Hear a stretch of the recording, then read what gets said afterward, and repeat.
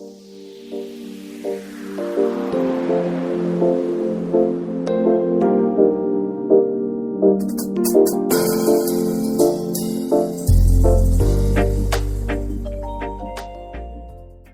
so hello guys.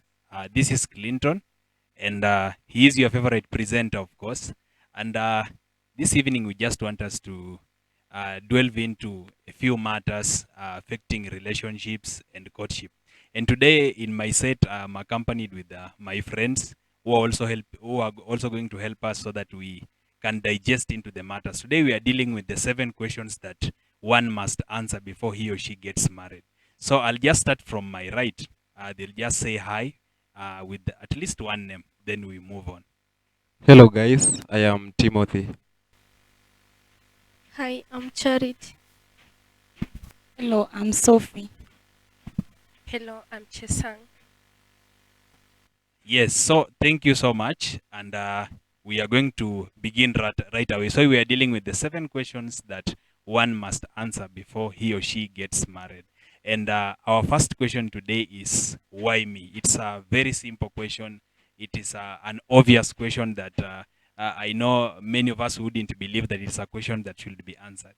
And when we talk about the question why me, this is a question that comes about when for instance, Sophie, you've just met a guy, and this guy has told you that he wants to marry you, and you asking yourself, okay, so he has chosen me. This is to mean that probably he has seen other ladies around, but he has avoided all these ladies, and then he has decided to choose me. So you should ask yourself that why me? Why has brother Steven approached me and not any other lady? Because probably we are in an institution where we are many ladies, but this guy has just decided to specifically uh, come to me and make a proposal to me. So we ask ourselves this question: why has this guy chosen me? Has this guy chosen me because I'm beautiful? Has this guy chosen me because I know how to sing? Has this guy chosen me because of my character traits? So we have a lot of questions to ask when this guy comes in. And also this could happen if it's a man. So for instance, a Tim has just met a lady, and Tim has made a proposal to the lady. The lady has said yes. So Tim should also ask himself that why has this lady accepted to marry me? Why has this lady accepted to be my future wife? So it looks simple, but it's a question that must obviously be answered. Why are we handling this question? Um, Many people, and in our today's era, will obviously come to you and make a proposal to you for marriage just because of what you have and not who you are. So you see, so someone would come and this person wants to get married to you, but it's because of what he or she has seen in you. So this lady will be like, I want to get married to Tim, not because of who Tim is, but because of what he has. I love the Audi A5 that he drives. You know, I love the course that he has done. I love the degree that he is holding. But you see, this should not be the conditions because for instance, if someone loves you because of the vehicle you drive, team, this means that one day if this vehicle gets an accident and it's written off from the road, then probably this lady will no longer love you because obviously she has been loving you because of the vehicle you have. So if the vehicle is written off, she will not be there. And this guy loves Sophie because probably Sophie knows how to sing. So what if tomorrow something happens to Sophie's voice and she cannot sing the way she has been singing? It means this guy will leave Sophie. So what we are saying here is that true love should be unconditional. It should not be attached to so many conditions. I love you because of the vehicle. I love you because of your gift. I love you because of your physique. I love you because of the physique, the biceps that are in you. So what happens if tomorrow this guy doesn't continue to go to the gym and now the physique has been altered, the biceps are no longer there? What will happen? Sophie will say, I don't love this guy anymore because I loved him because of the physique. Now that the muscles are no longer there, I think I need to get someone who has the muscle because that is what I wanted. That is what I have been looking for. And that is a very important question that any of us needs to answer before he or she gets married? I think I can just give room for reaction. What do you think about this question? Okay, thank you very much. Uh, I think this question is very important, and I I like the point that you're giving us Okay. on such a event. For example, uh, I met somebody, Yes. and I don't know why she loves me. Yes. So this thing can haunt us even when our relationship is progressing, Yes. and this can cause problems in future. Yeah, thank you. Thank you so much. Uh, from the lady side, what do you think? What is your reaction on the same? Thank you. On my side, I think it's good because, in the first place, it's a man, not a lady. Yes. Yeah, I think. Yes, but also remember that also for okay, the lady needs to ask herself why this guy has come, but also the man should also ask himself why the lady has accepted, because this lady could have said yes because because of what the man has. So also as a man, you also need to be very careful when taking this one into consideration. You have to take this one into consideration that this lady says that she loves me. She has a because you see, you will go approach a lady will tell you that give me time, right? So she'll be like, give me time so that I could be able to think about it. Then she will go think. Of course, we know when they say they are going to think, we just know that they have accepted. So she will go and then she will be like, I'll react to you in a few. Then she will come back after 2 days and she'll say yes. So why has she said yes? We really need to be very keen on why she has said yes. So the second question that one needs to answer before they get married is, do I know him or her well? Do I know this guy well? Do I know this lady well? Um, most of the times we meet people. We are in institutions, we are in colleges, we are at our workplaces, and you meet someone, and then this guy tells you that I love you. You really need to ask yourself, do I know this person well? And when we talk about knowing someone well, we have a lot of things to put into consideration. For instance, do I know his or her personality? Do I know how this guy behaves when he's angry? Do I know how this lady behaves when she doesn't have money? You know, it entails a whole lot of things that you need to think about. So it's not just about I know Tim. We usually meet in CU. He does the kiss for us. No, that is not the knowing we are talking about. You need to know this person in details. I know how this guy reacts when he's angry. I know how this guy is. I know the character traits of this guy. He has integrity or she has integrity. So you would really need to think about that. Again, you have to know about their background. Do you know the background of this person? You need to do some research and know about the background of this person. Where does he come from? Where does this lady come from? What do they do? Because you know, you meet someone, you rush into marriage, and then you find out that, oh, I just married someone who comes from a family where these guys you know, perform witchcraft. Then now you have you have a very hard moment for escaping in the marriage, because now you are already in the marriage. You cannot divorce because now you are married to a magician, or you are married to a wizard. So it's good that you also do some background check about the same. How does this person behave? How is the background of this person? How is the father of this man? Because usually they say that also knowing, getting to know if it's a man, if it's Tim, if you get to know and understand how his father behaves, then you will have some idea of how he will behave. Because mostly most men would copy from what their dads are doing. If the dad beats up the mother, then as a lady also be very ready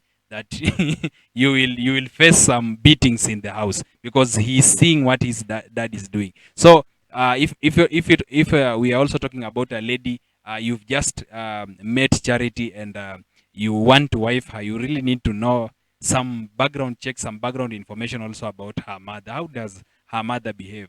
Um, is her mother polite? Is her mother submissive to to her dad. So knowing such a information will make you know the kind of a person that you are going to marry. It's not automatic. I don't mean that if the father is good, automatically the guy will be good, or if the lady is good, the mother is good, the lady will automatically be good. No, what that's not what I mean. But in most instances, it also affects. So you need to know the background of this person, get some life history, some past about him, and it will be very good. And then you also need to know, check about the salvation bit of it, especially if you are born again. Is this guy born again, or is this guy just pretending? And I'll give a very good example. There was a lady in a certain church in a certain town. This town, let me just mention the town, but not the church and the names. So this lady was in Eldoret. So this lady was serving God faithfully, and a guy came to church, and this guy was very good. He was a kingdom financer, giving money for the church to support church projects. This guy was very nice. This guy was serving God in praise and worship team, where the lady was also serving. And after a certain time, the guy made a proposal to the lady. And after making the proposal to the lady accepted. But when the lady shared with the pastor was like, no, I feel there is something wrong spiritually. After praying, I feel like it's not well. I think that you should not marry this guy. And then the lady was like, no, I think pastor is just against my marriage. Pastor doesn't want me to get married. Probably pastor wants to connect me, to match make me with someone else. And the lady refused. And they decided to shift the church and move to another church. And because other churches would want new congregants, of course wanataka washirika, pastor hawezi kataa, so wakaingia huko and they planned for their wedding, and they had their wedding. It was good, it was beautiful, and even their former pastor attended the wedding. He didn't refuse to go. And then now after the honeymoon, these guys get back to their house, and the guy comes back home after the honeymoon drunk. And the lady is like, my husband, no, you are born again. I've never seen you drunk. And the guy is like, no, I've been drinking for all my years. I just decided to pretend for 2 years to get you. In fact, I've really sacrificed 2 years without taking alcohol just to get you. So these are some of the things that we really need to look into. You meet a guy today, don't just make decisions very fast and say, I know Tim, he's a keyboard player. This guy is good. The way I see him, he's just polite. Don't just make assumptions. Don't just look on the outer characters. Try to dig deep and get to understand his inner behaviors, because there are some people who have double personalities. They are so polite when they are with you, but these guys are lions when they meet ladies outside there. So this guy is very good when he is with his pastor. This guy is very good. This lady is very good when he is in a crowd.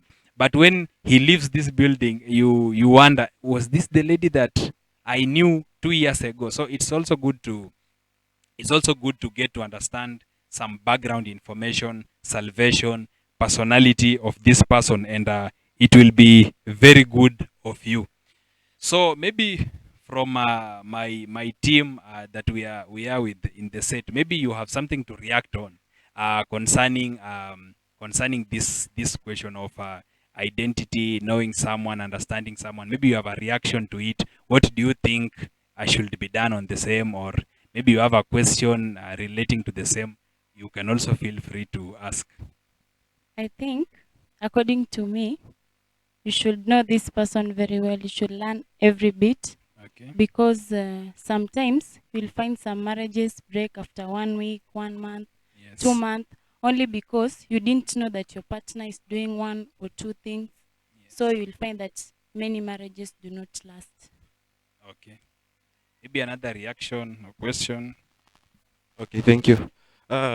In addition to what you have just said, Yes. there are many methods a spouse can use to Mhm. know about his or her partner. Yes. Uh, he or she can ask the partner Yes. about some issues, something he needs to know about the person, Yes. and then he can also ask through other people Yes. and also through observation, Yes. because as you just mentioned, someone might be pretending, Yes. and also because somebody might be pretending, you should not rush. Yes. Yeah. one should not rush in making decisions. First of all, the first month the person can pretend, Yes. but after that 1 month, some characters will start developing that Yes. person, Yes. and this will be revealing which behaviors this person has. Yes. Yeah, thank you. Okay, thank you so much. And also, just to add on that, just to support what you have said, you get that someone once said that patience reveals pretense. If you are patient enough, the pretense in this person will obviously come out, because you may not be able to pretend for that long, as my brother Tim has just said. You will pretend today, tomorrow.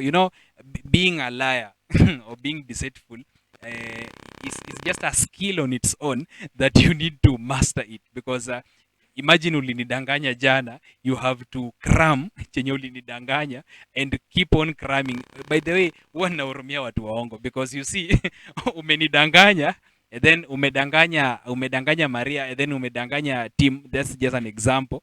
And then lazima ukumbuke chenye ulinidanganya. Again, ukikutana na Tim, kuna story different mlikuwa mmeongea, lazima ukumbuke, then ukumbuke chenye ulidanganya Sophie. So like mi uhurumia wase wenye ni waongo, by the way, because like you have to cram a lot. Lazima ushike vitu mingi kwa kichwa, like nimedanganya wase 60 church, nimedanganya pasi, nimedanganya youth leader. And so in a relationship ni hivyo tu. So once msee anajaribu kukua mkora, anajaribu fake vitu, just give it time.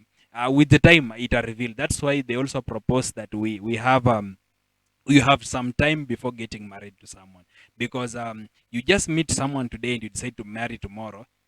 Obviously mse ako na time mzuri sana ya kupretend, because the time has been short. So that is why in most cases it's proposed that if you want to marry someone, it's good wacha itoke friend zone. I don't mean sasa hii yenye wote tunafanya tukiwa shule, and so you get someone unamjua, alafu ndio unaanza kusema mimi nimemweka friend zone. No, I'm speaking of you've known someone for years. Huyu mtu mmekuwa naye, let's say in college, mmesoma naye mwaka mzima, umekuwa ukimwona as a friend. For instance, you are a man, umekuwa ukiona huyu lady as a friend tu. You see, from friend zone ni ngumu sana msee kupretend. Huyo msee ukimkanyaga anakwambia acha ujinga, nitakupiga, because you see this guy I'm date. So ana behave, yani anajionyesha yeye ni nani, obviously. So if you know someone from a friend zone, alafu tutoke friend zone, huyu mtu wa kuapproach sasa, you now enter into a relationship, like at least umemjua kidogo. So ameni approach, lakini nilikuwa ninamjua, so kuna vitu zenye already nisha hata jua kumuhusu. Then from the relationship bit ndio tutaenda a step or a notch higher, maybe kuingia kwa engagement or courtship or whatever, so it becomes easy. But the problem we meet today as youth is that umejoin shule, for instance, let me speak about campus life. So huyu ni fresher, ameingia tu, vile ameingia tu na boy fourth akatokea akamwambia mzee tunaweza date, washaanza. So you don't know this guy, like huna idea yoyote kuhusu huu mzee, so inakuwa ngumu. Huu mzee ata pretend because anajua umjui, but kama ingekuwa imetoka friend zone, at least kuna vile ungekuwa umemnotice from kwa friend zone, ama through observation, maybe ni a church member, mwaga huyu mzee hata kama huwa ananyamaza, huyu jamaa ako na hasira mbaya sana. Nimeona vile alireact kwa nani, vile wali argue, this guy is not a good guy. So you would have at least studied something. I don't know if you had a reaction. Yeah, to add on that, ndoa nyingi zinatengenezwa kwa ajili ya kupata mtoto. Sa ni vyema kwanza umjue mtu vizuri, umwelewe. Unajua barrenness wakati mwingi unatoka ni kitu inainheritiwa. Yes. Sasa imagine team tumeoana na wewe, na kumbe huko kwenyu watu hawapati watoto. Kesho utakuja kupata ndoa imefanya nini? Imevunjika, kwa sababu mimi na wewe kupatana, tulikuwa tupatane ili tupate watoto, tujenge maisha ya kesho. Yeah, by the way, in relation to the same, thank you for that reaction. They usually say that before you get married, you have to undergo some tests. That's why you would undergo HIV test. By the way, it falls under the same knowing this person well. So you go for an HIV test. Some would do the testing for the rhesus factor, and all those stuffs to see if they are compatible. We are going to speak about this under the next or the fourth point. On something called compatibility. So you have to check on compatibility. Are we compatible enough? And we have also spoken about background, so it falls under the background of these people. Who are they? Who are they? By the way, it's very important just to go back a little bit to understand the background of someone, because there is a time when there is a time when a friend of mine was in a relationship, and now the lady was so commanding. The lady was so commanding, like ile ni yeye ni kama ndiye amebeba show, yeye ndio ana, you know, yeye ndiye anaongea sana, like the guy akitaka kufanya kitu, the lady anakuwa mkali mpaka the guy is like, hey, will this lady really be submissive? So at first the guy alikuwa anaona ni kama, kwani huyu lady anataka kuwe dictator, anataka ni dictator ama so.